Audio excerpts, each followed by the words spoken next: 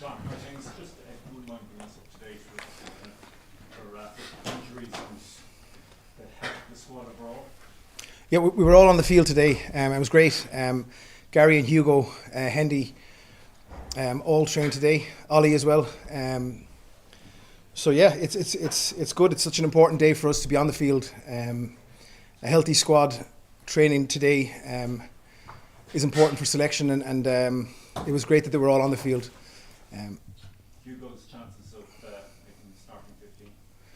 Well, he trained today. Again, they're on the road to recovery. Training on the field today live was important for them. We'll see how they got through the session.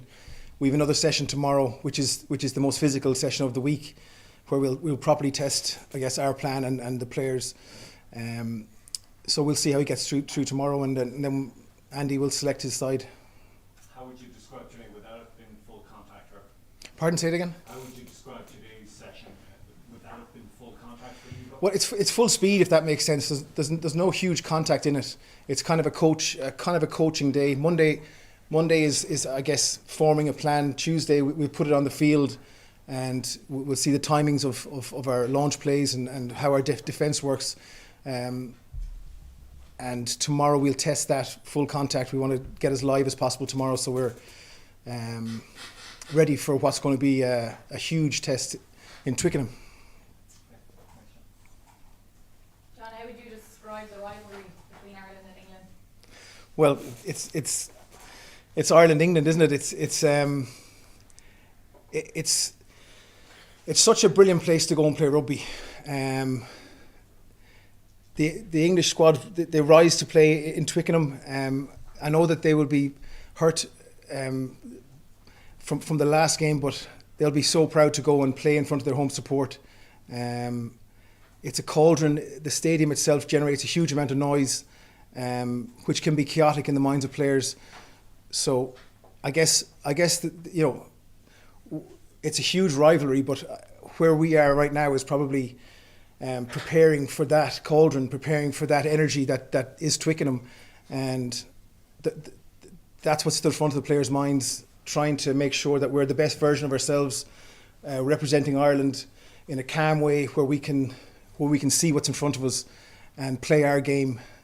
That's, rivalry is important, but where we're at now mentally, so that we're preparing to perform, is what's going through the players' minds. Yeah, Twickenham historically has been a tough place to go. Do you talk about that as a squad? Does Andy reference that and how to react to that situation? I guess we've dropped it in. Yeah, we've dropped it in. The players know as well. We've got a smart group of players. They understand. The majority of the guys understand. They've been there before. They've felt the pressure of having to play there. So we drop it in every now and again. There's probably no need to, and we've played in some really, really big games over the last couple of years under real pressure, and we've come through those games. We've not come through one or two, and we'd like to think we've taken huge learnings from being in those pressure situations. So we're well capable of going over, and again, nice and calm, and how we deliver our game and putting out a performance. John, what have you made of England so far in this year's Six Nations? Look, they're a week further down the line with their coaching group now. They'll be a week further understanding what it is they're really about, and you can see the power game. You can see the energy within the group. So I'm sure that they'll feel they haven't represented themselves to the best of their abilities just yet. What an occasion to click and show it. And the coaches, it's a good coaching group.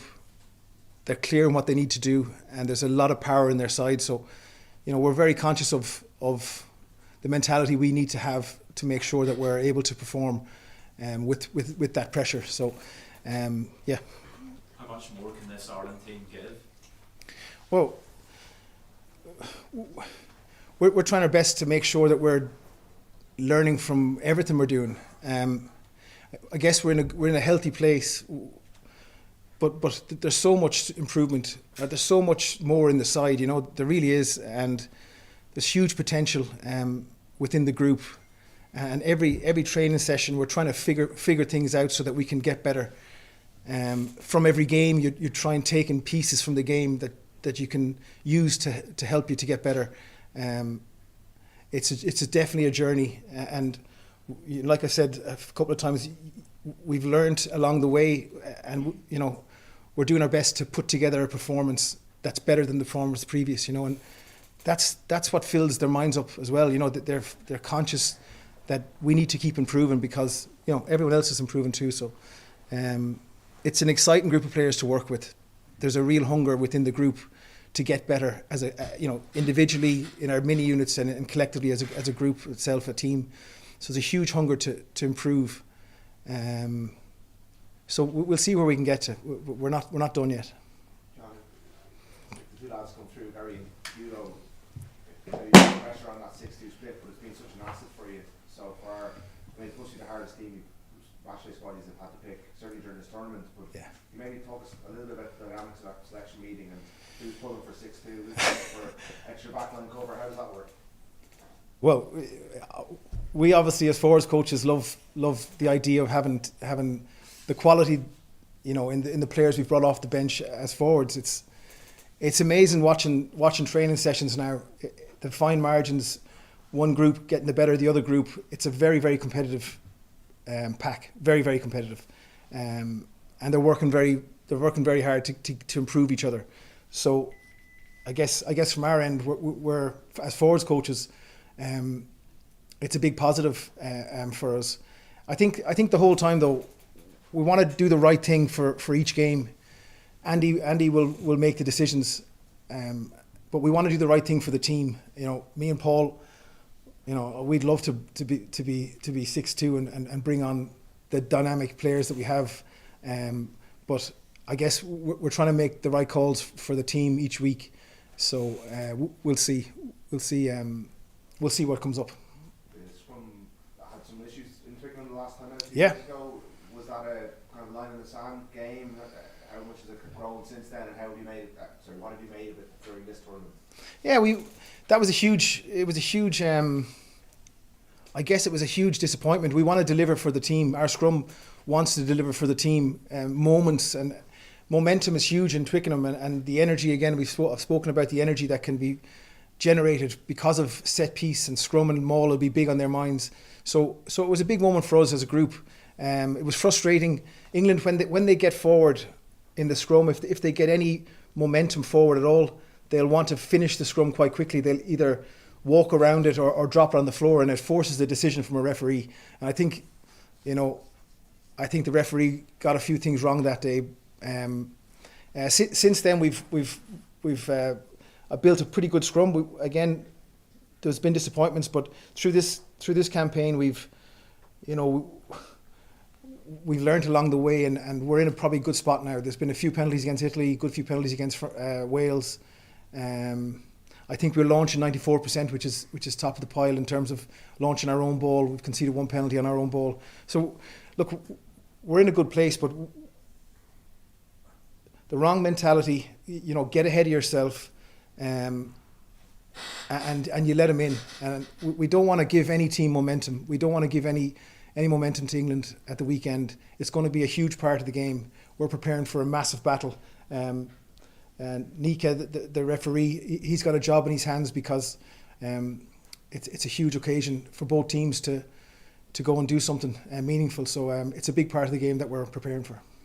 The last one? Just ask you about Dan Sheehan, just between some of his breakdown work, some of his attacking touches the last few weeks, he seems to keep adding layers and layers to his game. Yeah. Just talk about his form and his performance. Yeah, I was talking to Jason Cowman today around his physical stuff in the gym, and he just said he's a machine. He lifts so effortlessly. You know, he's a proper athlete. First of all, he's a big man that can lift big, but he can move quickly. You know, and his range of movement is huge as well, which allows him to do what we see on the field in terms of getting turnovers or ball in hand and being able to use his footwork. He's quite unique in the world at hooker to be able to have all those attributes. Scrum is something that he works on regularly, and we need to get out of the blocks at scrum time at the weekend, and sometimes for a taller hooker that can be difficult. So he has these areas where he's working on like any of the players, but he's delivering for the team in lots of areas. He's you could call Dan world class at the moment in how he's delivering. Thanks, John. Thank you, guys.